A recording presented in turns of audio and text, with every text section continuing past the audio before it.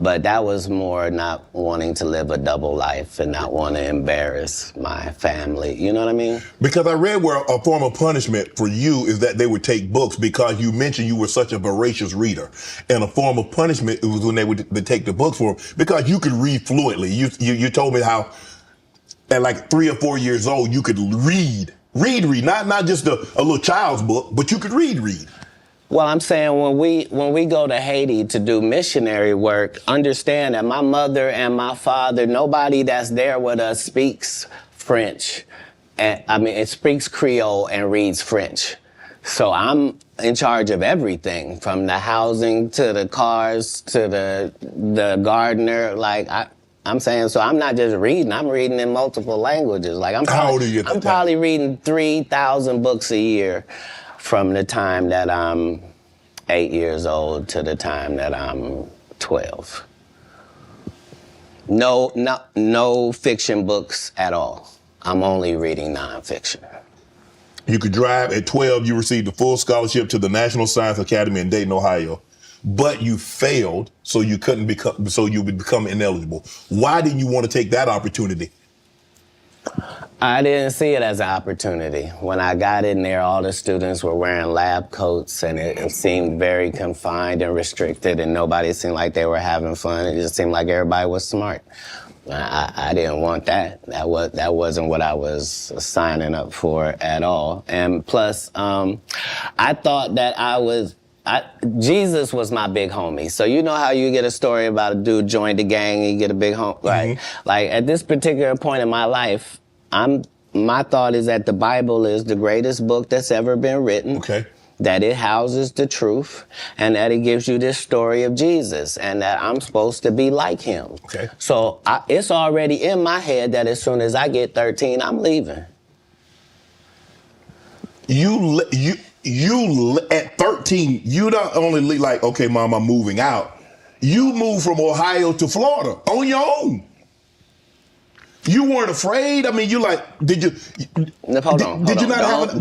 So what were you going to do when you got to Florida? Don't say I wasn't afraid. There's no such thing as a human being of not being afraid. Okay. There are certain human beings that understand that being afraid in no way stops you from doing what you got to do. Okay.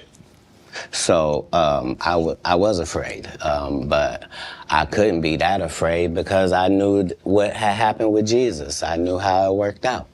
I knew that I wasn't in the wrong with how I was feeling, and I knew that I didn't have any bad intentions in it. Right. So I trusted God that it would work out. Why Florida? Because if you're raised in Ohio, the one thing on your list is, I'm gonna get away from snow, and I'm gonna get as far. I want to go. Tell me the place. I literally went to a truck stop and I asked all the truck drivers where they was going, and there was one guy going to California and there was one guy going to Florida, and they told me how long it was gonna take, and so that's why I ended up in Miami, because.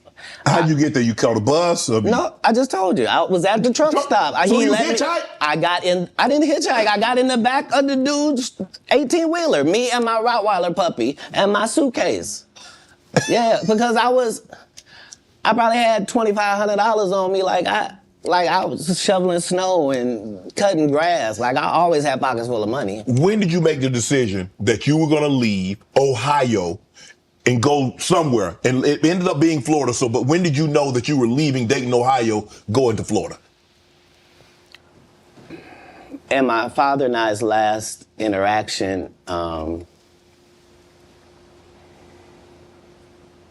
somebody could have not made it.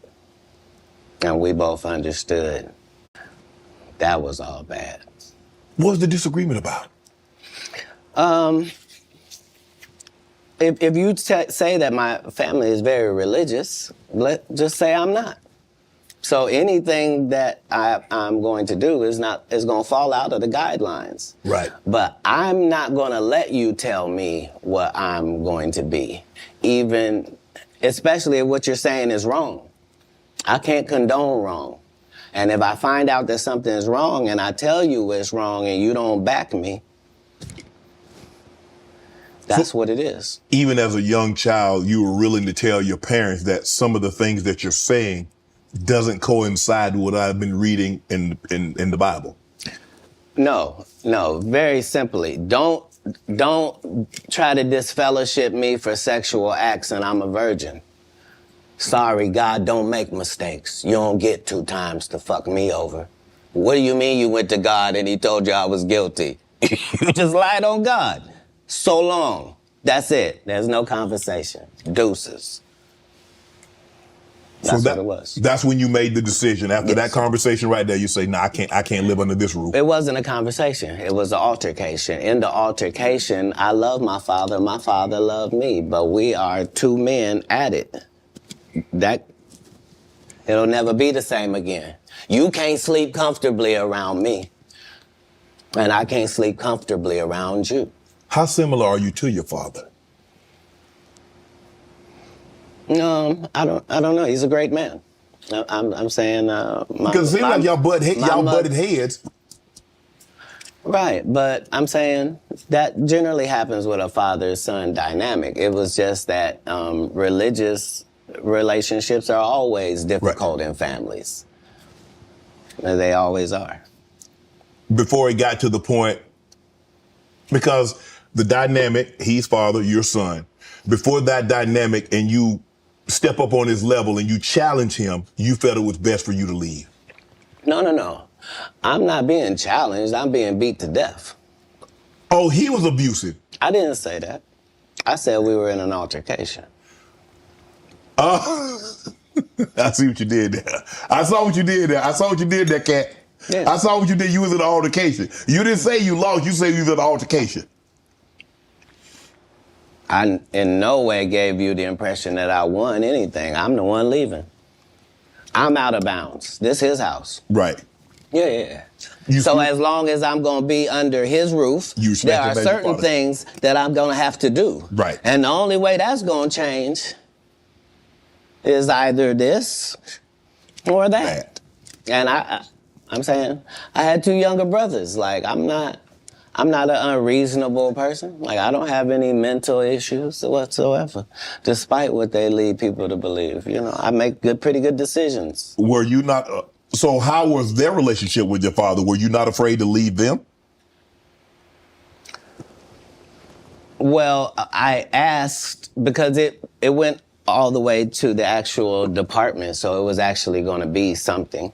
And when I asked them if they could just make sure that my brothers didn't get separated and what have you, they said they couldn't make those type of guarantees, that they weren't really sure what would happen if this went down. And so part of leaving was the hope that it would be okay for them, because none of them experienced what I experienced. I'm saying I'm the oldest. It's a lot riding on me. I'm supposed to at least religiously hold down the family's name at this household. Right. You know what I mean? How much older are you than the baby and the knee baby? Like a lot older. Like if I'm 12, 13. Yeah, they're 5 and in Pampers. Wow. Right. You go to Florida. You tell the story. I've heard you were homeless.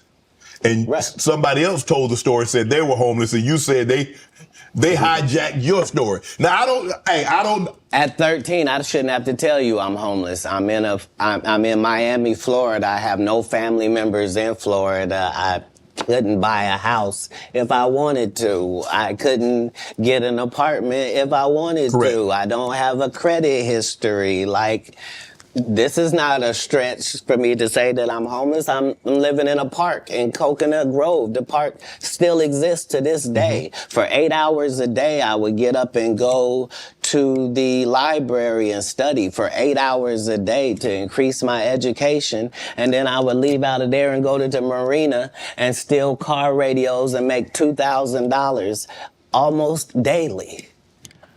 Like, I had a routine. So you really could have played that old thief in Santa Claus. You could have played it. No, the Santa Claus wasn't a thief. The Santa Claus, you can't tell me. I read the script. Ricky Smiley told you he didn't read the script. The Santa Claus was a crackhead. He just had that outfit on. That's what I couldn't have played. Okay. Like I couldn't have played a black guy that got raped in the bathroom. Right.